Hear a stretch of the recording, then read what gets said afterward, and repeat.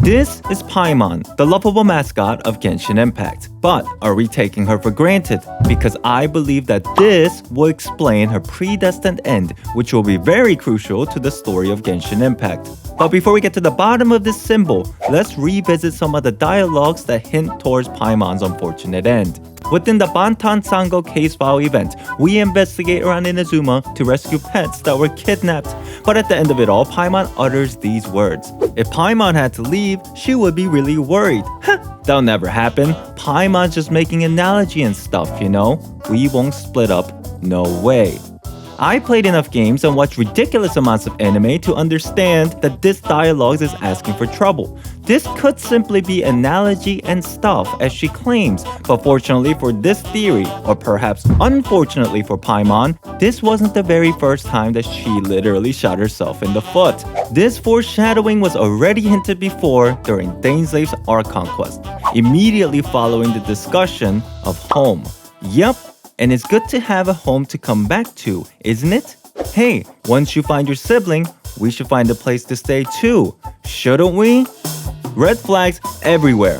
While we can accept that her dialogues are often spoken in a lighthearted manner, similar to these examples, Paimon has the tendency to wave her red flag constantly in broad daylight. And if her dialogues are foreshadowing the end of Paimon, why?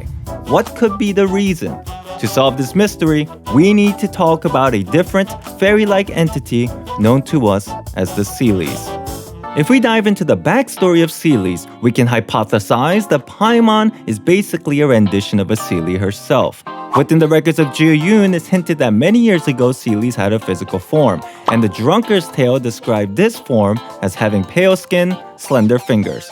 If we go a bit further, the loading screen explains that the Seelies were once a mighty race that lived to guide mankind, giving treasure to those who followed and appearing or disappearing on a whim. Super pale, slender fingers, tour guide that loves treasure, and oh my god, did she just pop out of thin air? Is this a coincidence? There's no possible way it's this simple, right? But here's where things get more interesting. Have you ever wondered why Paimon knows so much, but seems so clueless at the same time? I believe that this is due to a memory fragmentation that the Seelies experienced in the past. Thousands of years ago, the Seelies faced a disaster due to the Three Moon Sisters, separating the first Seelie from a traveler, causing their form to wither away and lose their memories. Now, if we fast forward, when we guide the Seelies to their homes, we're basically helping them retrace their memories. In similar fashion, I believe that Paimon's situation is exactly the same, and the journey we're on will slowly allow her to recollect her memories. A phenomenon known as involuntary memory, which allows us to recollect the past with certain triggers that we encounter in our lives. Unironically, this was also hinted already multiple times inside the game, as if to signify that this concept plays a huge role within the story. During the Moonlight Merriment event with Goba, the Labyrinth Warriors event with Shikatai Sho, and throughout her interaction with Dainslave. So what does this mean for Paimon? I believe that Paimon will recall her past through this concept of involuntary memory, and once she reaches the home of the Seelies, or the land beyond the dominion of deities, she will remember the cause of the disaster that separated the first Seelie from the traveler. And I suspect that this unfortunate disaster will occur once more, and when faced with this predetermined ultimatum, Paimon will sacrifice herself to protect the traveler. Why self-sacrifice and not the final boss? Because of the existence of K423. Let's take a look at miHoYo's tendencies of writing stories for their games. K423, better known to us as Kiana Kaslana, the poster child of Honkai Impact 3rd. Just like how Paimon is a rendition of a Seelie, K423 is a clone or a representation of the original Kiana, and both characters begin their journey with fragmented memories. Similarly, the idea of involuntary memory hinted within Genshin Impact can also be seen in Kiana, slowly uncovering the truth and the existence of her creation as the story progresses. If the likeness of these two characters is intended and there is a deeper meaning throughout the miHoYo universe, then I believe that we can use Kiana as a guideline to hypothesize the future of Paimon. Hersher of the Void is basically Kiana's alter ego, which was later confronted by Kiana herself, in the process destroying and sacrificing her other self for the sake of humanity. If this story is any indication for Paimon in Genshin Impact, and if the sustainer of heavenly principles is Paimon's alter ego, that would mean that Paimon will have to face her other self as well. Because Paimon and Kiana have so many similarities, I believe that this is not a coincidence. Moreover, there is yet another foreshadowing that could signify the end of Paimon.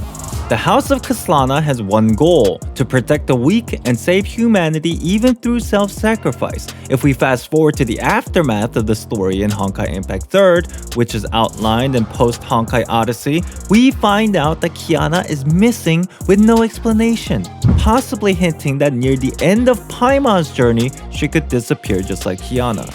But is this copium? Am I reaching for the stars? Two games being similar isn't something new, but this is MiHoYo who constantly hints parallelism, and they're doing it again. Just like Paimon and Kiana, March 7th is the mascot of Honkai StarRail. Obviously, StarRail is currently in beta and things may change, but it's quite strange that all three mascots share the same story. At the beginning of the journey, March 7th has amnesia and has no idea who she is or where she's from. And similar to Paimon and Kiana, she plans to journey through the stars to uncover her identity. Yet another mascot in a seemingly parallel universe with fragmented involuntary memory. But regardless of what actually happens in StarRail, there's another reason why I believe Paimon will be sacrificed.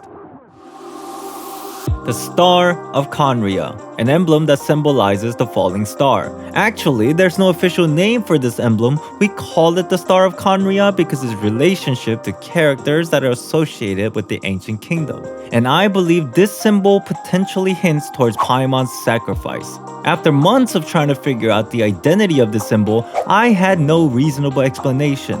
Not until I decided to take a step back. What if this symbol wasn't just a star, but also a cross? Why a cross? Because of the existence of Evangelion.